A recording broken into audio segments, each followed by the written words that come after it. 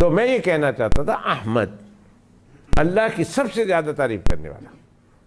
تو کائنات کی ہر چیز جب سے خدا نے بنائی ہے اللہ سبحانہ و تعالیٰ کی وہ تسبیح کرتی ہے. ایک ایک فرشتہ ہے اللہ اکبر یا اللہ. ایک ایک فرشتہ ہے جس کو اللہ نے 70,000 منہ دیا ہے. 70,000 منہ ایک فرشتہ ہے, 70,000 منہ دیا ہے, اور ہر منہ میں 70,000 زبان دی ہے, اور ہر زبان سے اللہ کا وہ ذکر کر رہا. لو جی 70,000 منہ, اور ہر منہ میں 70,000 زبان, اور ہر زبان سے اللہ کی تسبیح کرتا ہے. کون پہنچ سکتا ہے اس کی اتنی تسبیح؟ ہر چیز, ہر چیز, فرشتے سے لے کر حور عین سے لے کر اوپر سے لے کر نیچے تک, 7 آسمان بلکہ سدرۃ المنتہا سے لے کر نیچے تک تحت الثری تک, اور پھر اس کے اوپر اللہ جانے اور کیا اللہ نے وہاں بنایا ہوا ہے, وہ تمام کی تمام چیزیں اللہ کی تسبیح کرتی ہے. مسئلہ یہ ہے کہ تم نہیں سمجھتے ہو کہ ان کی تسبیح کیا ہے. اور ان تمام کے تمام تسبیحات میں وہ اللہ کی سب تعریف میں سب سے زیادہ تعریف کرنے والے اللہ کے پیغمبر حضرت محمد الرسول اللہ صلی اللہ علیہ وسلم. اللہ اکبر کبیرہ. پچھلے انبیاء کی تعریف دیکھو, میں انبیاء کی تعریف کا تذکرہ کرتا ہوں, انسانوں میں بات کروں. پچھلے اللہ کے ولیوں کی تعریف دیکھو, آدم علیہ السلام سے لے کر این دم تک, اور این دم سے لے کر آدم تک.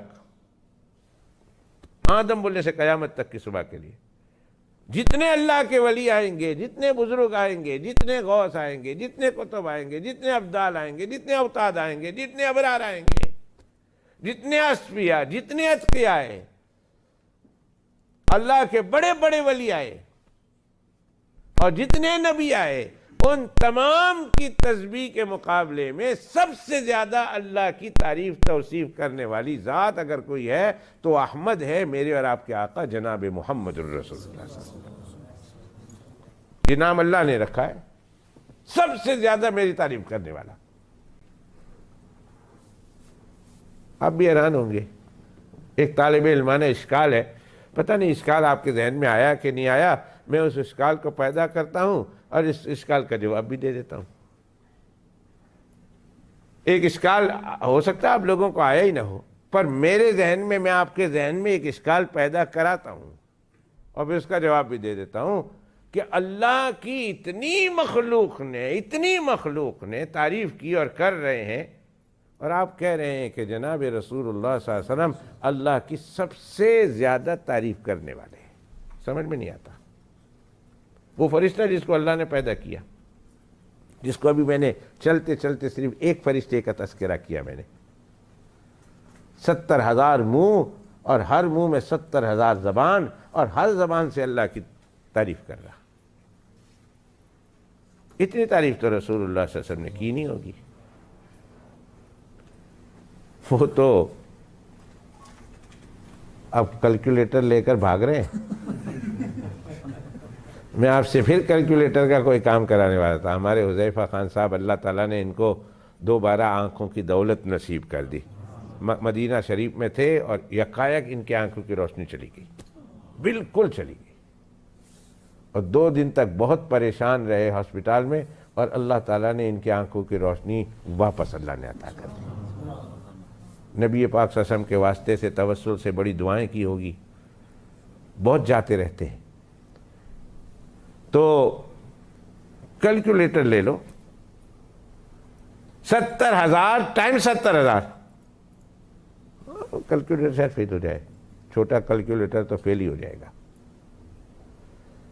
1 منٹ میں 70,000 منہ, اور ہر منہ میں 70,000 زبان, تو اس کو ملٹیپلائی کرو تو پتہ نہیں کتنے بلینز بنتے ہیں. ایک دفعہ جب وہ بڑھے گا سبحان اللہ, تو اس کی زبان سے بلینز اپن بلینز درود شریف نکلے گا, نہ اللہ کا نام نکلے گا.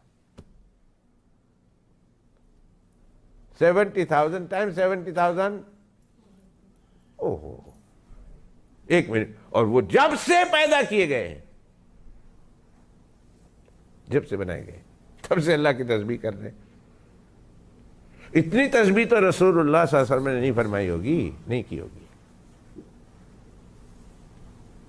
اور پھر یہاں نام ہے احمد، اللہ کی سب سے زیادہ تعریف کرنے والا، سب سے بہترین تعریف کرنے والا۔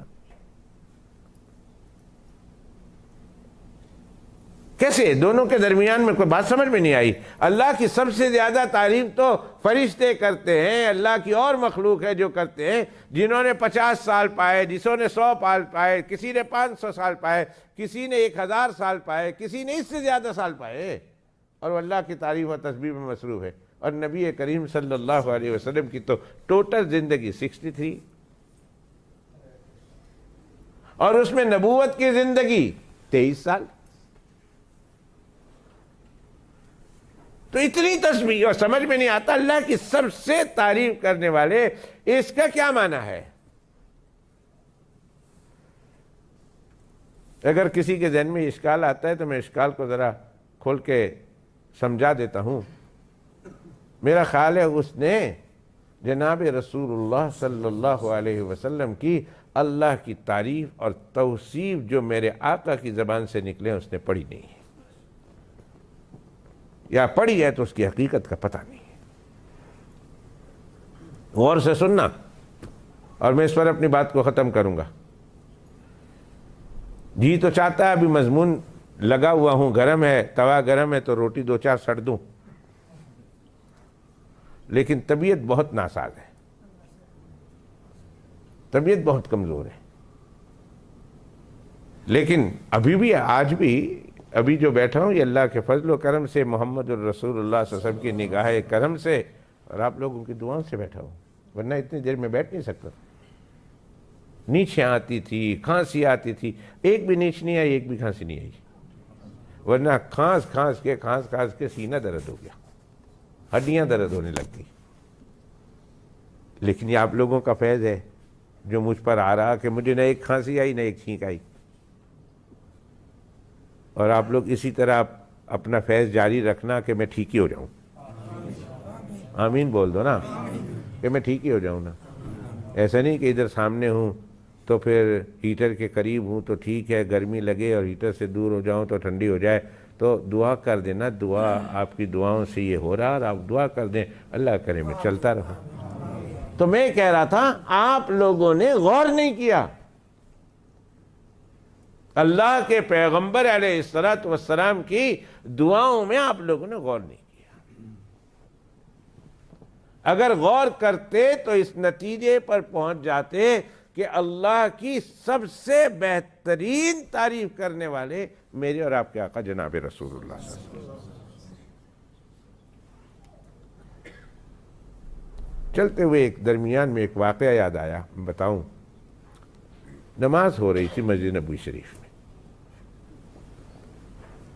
امام تھے جناب رسول اللہ صلی اللہ علیہ وآلہ وصحبہ وسلم، اور نماز پڑھنے والے تھے، مقتدی تھے صحابہ کرام۔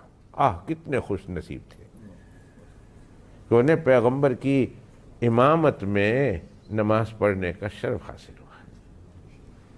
انہیں نبی الامت نہیں تھے میرے آقا، صرف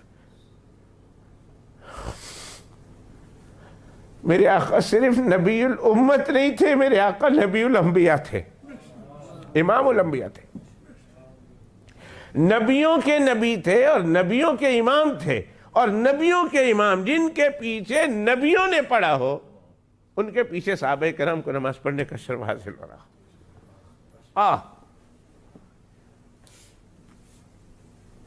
خدا کی قسم کھا کے کہتا ہوں، آج بھی جب ہم مسجد نبوی شریف میں جاتے ہیں ہمارے ہوش ٹھکانے نہیں رہتے، ہمارے دل کی کیفیت کچھ اور ہوتی ہے،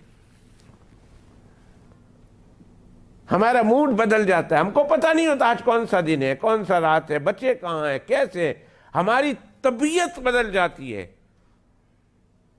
تو 1450 سال پہلے اللہ کے پیغمبر علیہ السلام جب ظاہری حیات کے ساتھ زمین کے اوپر موجود تھے، صحابہ کرام کا کیا حال ہوگا؟ اللہ اکبر۔ اور جب آقا نماز پڑھاتے ہوں گے صحابہ کا کیا حال ہوگا؟ جب میرے آقا ان کو تقریر کرتے ہوں گے ان کا کیا حال ہوگا، جب میرے آقا دیدار کراتے ہوں گے صحابہ کا کیا حال ہوگا۔ اللہ اکبر۔ عورتیں مسجد میں آتی تھی تین وجہ سے۔ اللہ کے پیغمبر اسلام کے زمانے میں عورتیں مسجد میں آیا کرتی تھی نماز پڑھنے کے لیے، تین وجوہات سے۔ ایک وجہ تو یہ تھی نماز پڑھنی ہے، جماعت کے ساتھ نماز ملے گی۔ دوسرا، اللہ کے پیغمبر علیہ الصلوۃ والسلام کوئی نصیحت فرمائے، کوئی بات فرمائے، کوئی ہمارے اوپر عمل کی کوئی بات فرمائے، عقیدے کی کوئی بات فرمائے، تو ہم اپنے کانوں سے رسول اللہ صلی اللہ علیہ وسلم کی باتیں سن لیں۔ تبلیغ، تعلیم ہم اللہ کے پیغمبر علیہ الصلوۃ والسلام کی زبان مبارک سے سن لیں۔ اور تیسرا ان کے مسجد میں آنے کا یہ فائدہ ہوتا تھا کہ ہم اللہ کے پیغمبر علیہ الصلوۃ والسلام کا دیدار کر لیں، ہم زیارت کر لیں اللہ کے پیغمبر علیہ السلام اور دیدار کرتے ہوئے جائیں۔ یہ تین عموماً بڑی بڑی تین وجہ تھیں حضرات صحابیات کے مسجد نبوی شریف میں آ کر نماز پڑھنے کی، تین وجوہات۔